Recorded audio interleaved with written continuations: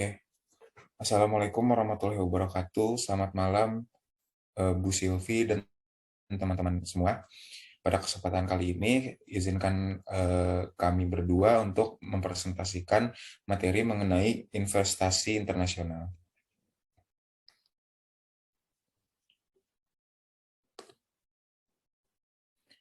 Oke, di sini kami beranggotakan dua orang. Yang pertama, saya sendiri, Naufal Muzaffar. Yang kedua, rekan saya, Romya Sakar Widiawati.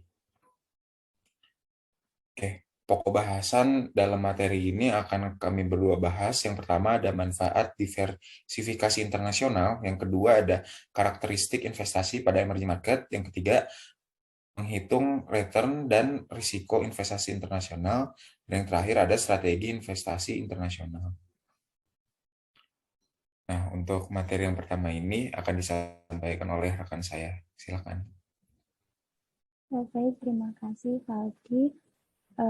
Yang pertama itu diversifikasi internasional. Apa sih diversifikasi internasional?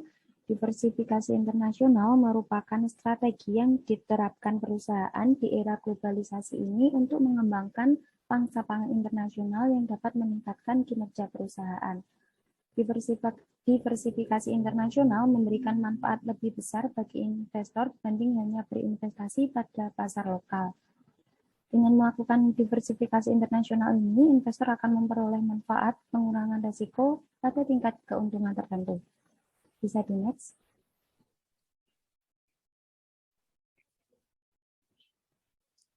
Subbab bahasan yang pertama yaitu manfaat diversifikasi internasional. Next. Dengan melakukan diversifikasi pada berbagai jenis aset di berbagai negara secara empiris, terbukti mampu memberikan manfaat diversifikasi yang signifikan bagi investor. Nah, kesempatan investor untuk menginvestasikan dananya pada berbagai negara semakin terbuka seiring dengan perkembangan pasar di beberapa negara berkembang. Dengan dilakukannya diversifikasi internasional ini, investor bisa berharap memperoleh kombinasi risiko dan return diharap yang lebih baik. Nah, besarnya manfaat yang akan diperoleh oleh investor dari diversifikasi ini sangat tergantung dari koefisien korelasi, risiko, dan tingkat return di masing-masing pasar modal tersebut. Dalam jangka panjang, kontribusi return melalui diversifikasi internasional yang diperoleh investor akan lebih tinggi dibandingkan dengan investasi yang hanya dilakukan pada pasar modal lokal saja. Kemudian risiko portofolio akan bisa dikurangi karena adanya manfaat diversifikasi yang lebih baik melalui diversifikasi internasional. Nah, pertumbuhan pasar modal di negara-negara berkembang atau emerging market ini membuka peluang bagi investor untuk melakukan diversifikasi internasional. Bisa di next.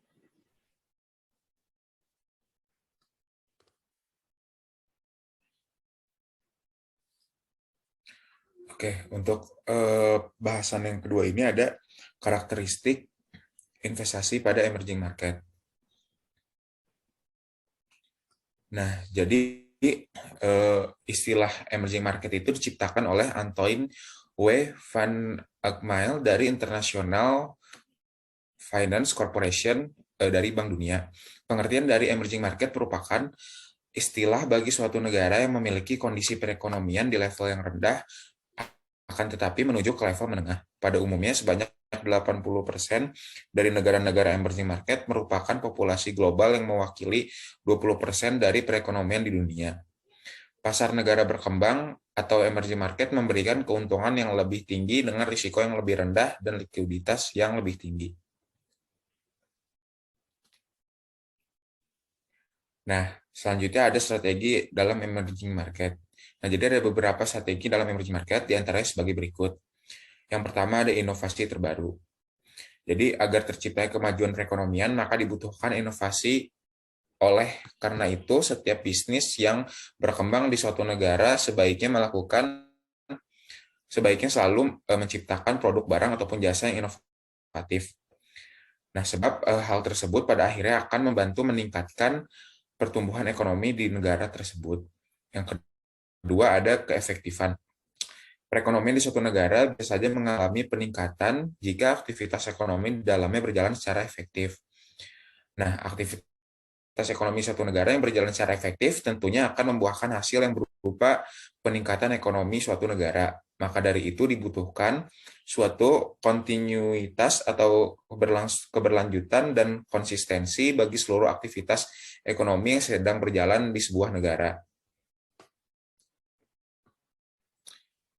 Nah, tidak hanya itu saja, tetapi kegiatan perekonomian di suatu negara sebaiknya dilakukan dengan menekan biaya. Artinya kegiatan ekonomi ini bisa berlangsung dengan penggunaan anggaran modal yang seminimal mungkin, namun bisa memberikan hasil yang semaksimal mungkin.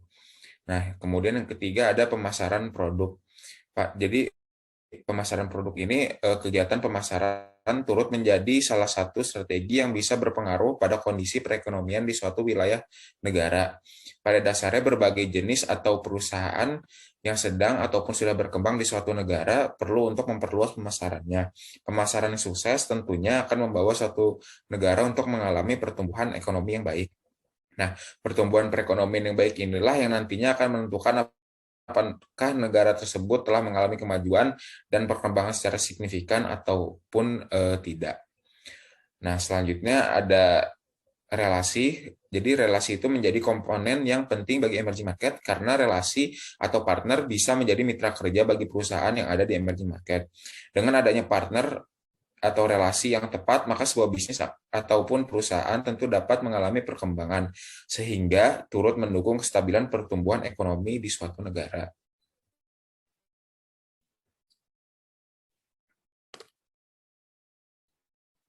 Oke, untuk materi selanjutnya akan dijelaskan kembali oleh teman saya. Silakan. Oke, sebab selanjutnya yaitu menghitung return dan risiko investasi internasional.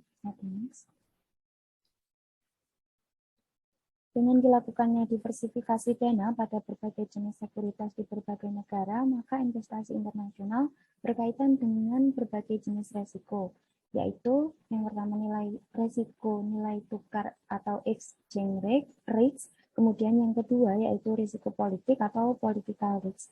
Nah, apa sih resiko nilai tukar atau exchange risk ini? Yaitu ketidakpastian pergerakan nilai tukar antara mata uang domestik atau mata uang negara asal investor dan mata uang luar negeri. Nah, oleh karena itu, risiko nilai tukar itu sering disebut juga sebagai risiko valuta asing. Kemudian, apa risiko politik itu? Yaitu risiko yang muncul sebagai konsekuensi ketidakpastian politik dan bisa berkembang menjadi penyebab biaya atau pengurang ketidakpastian atau kemampuan investor dalam mengkonversikan aliran kas hasil investasi internasional yang dilakukan ke dalam mata uang domestik. Jadi next.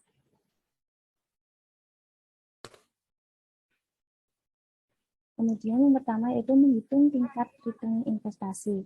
Tingkat return investasi internasional dipengaruhi oleh tingkat return aset pada pasar di mana aset tersebut berada dan perubahan tingkat nilai tukar mata uang atau exchange rate antara mata uang di mana aset tersebut diperdagangkan dan mata uang domestik. Nah, pada umumnya, return total yang diperoleh dari investasi secara internasional akan terdiri dari 3 komponen, yaitu pendapatan dividen, capital gain atau loss, dan keuntungan atau kerugian nilai tukar mata uang atau yang biasa disebut currency gain atau loss. Capital gain ini merupakan jumlah keuntungan seorang investor saat menjual kembali aset investasinya, sedangkan keuntungan atau kerugian nilai tukar mata uang adalah keuntungan atau kerugian yang terjadi ketika perusahaan membeli dan atau menjual barang dan jasa dalam mata uang asing, dan mata uang tersebut berfluktuasi relatif terhadap mata uang negara asalnya.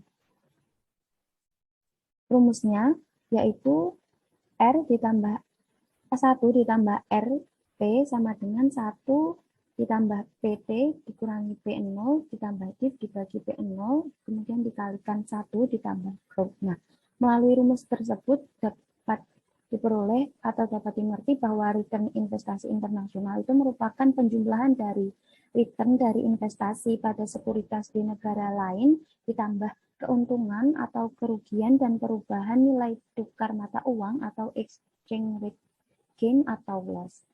Bisa di next. Di sini terdapat contoh terkait perhitungan tingkat return investasi. Seorang investor Indonesia ingin melakukan diversifikasi internasional dengan berinvestasi pada saham Amerika dengan harga awal atau PN0 sebesar $4 dan harga berikutnya saat T sebesar $4,5. Nah, jadi misalnya saham tersebut membayar dividen sebesar $0,5 dan mata uang dolar pada saat T terapresiasi sebesar 10%. Pertanyaannya, berapakah return dari sudut pandang investor Indonesia? Kemudian digunakan rumus tadi yang ada di slide sebelumnya. Jadi diperoleh bahwa return dari sudut pandang investor Indonesia itu sebesar 37,5%. Bisa di next.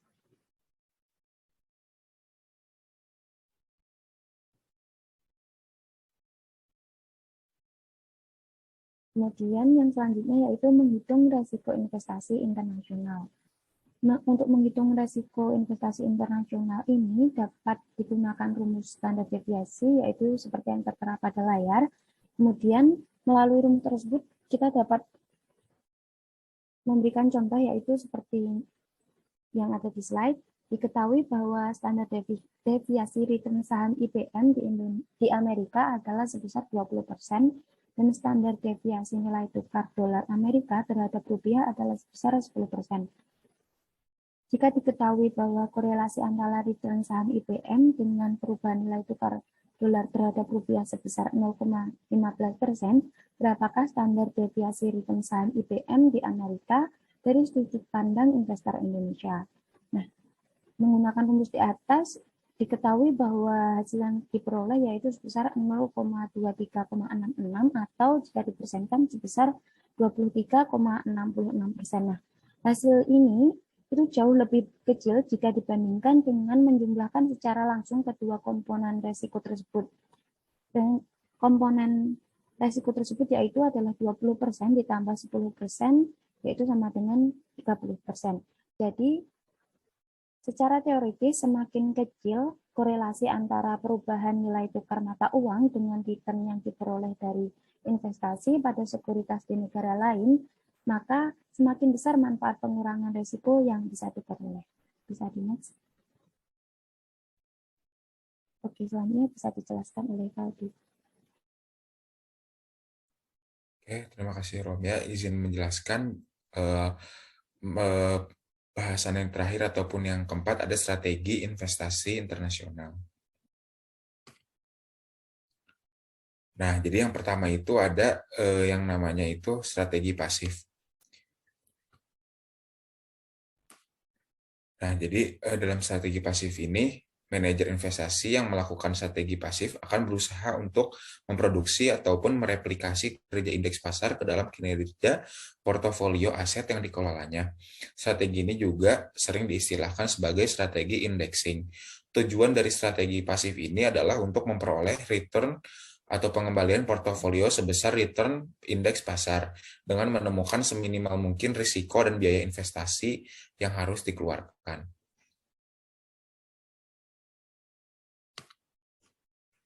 Nah, selanjutnya strategi yang kedua, yaitu ada strategi aktif.